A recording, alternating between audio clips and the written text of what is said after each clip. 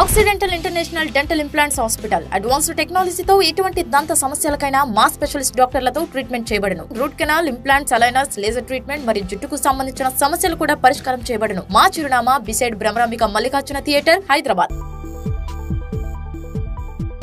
Hello everyone, this is doctor Madhuri, periodontist.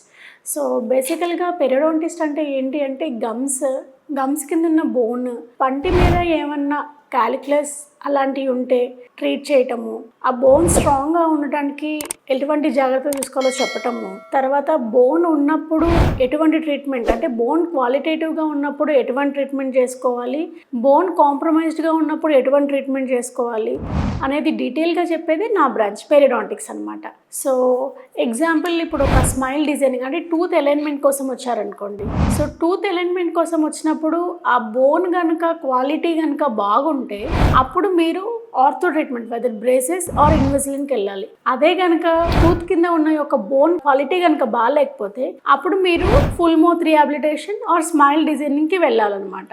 So ఇలాంటివన్నీ డీటెయిల్గా అంటే ఏ పేషెంట్కి వాళ్ళకున్న క్లినికల్ కండిషన్ అండ్ వాళ్ళకున్న రేడియోగ్రాఫిక్ కండిషన్, వాళ్ళకున్న బోన్ లెవెల్ని బట్టి స్పెసిఫిక్గా ఏ ట్రీట్మెంట్ బెస్ట్ అనేది చెప్పే డాక్టర్ని పెరియోడాంటిస్ట్ అనమాట. సో చాలామందికి ట్రీట్మెంట్ ప్లానింగ్ ప్రాబ్లం అవటం వల్ల ఆ ట్రీట్మెంట్ చేసిన within few months to few ఇయర్స్లో అది మళ్ళీ డ్యామేజ్ అవుతుందండి. సో ఇలాంటి మీకున్న ప్రాబ్లంకి ఎటువంటి సొల్యూషన్ బెటర్ అంటే క్రౌన్స్ బెటరా, రూట్ కెనాల్ బెటరా, లేదు అంటే ఎలైనర్స్ బెటరా, ఇంప్లాంట్స్ బెటరా అనేది డీటెయిల్గా చెప్పడం ఇక్కడ జరిగిద్ది. సో మీ అందరికీ నా తరపు నుంచి ఒకటి ఏంటి అంటే ఎవరైతే ఒక సెకండ్ ఒపీనియన్ కోసం వస్తున్నారు అంటే ఆల్రెడీ ఒక డాక్టర్ దగ్గర చూపించి వాళ్ళు ప్లాన్ ఏ చెప్పారనుకోండి, మీకున్న బోన్ కండిషన్కి గమ్ కండిషన్కి ఆ ప్లాన్ ఏ సూట్ అయిద్దా లేదా, ఇంకొక ప్లాన్ కావాలా అనేది నేను ఫ్రీగా చెప్తానండి.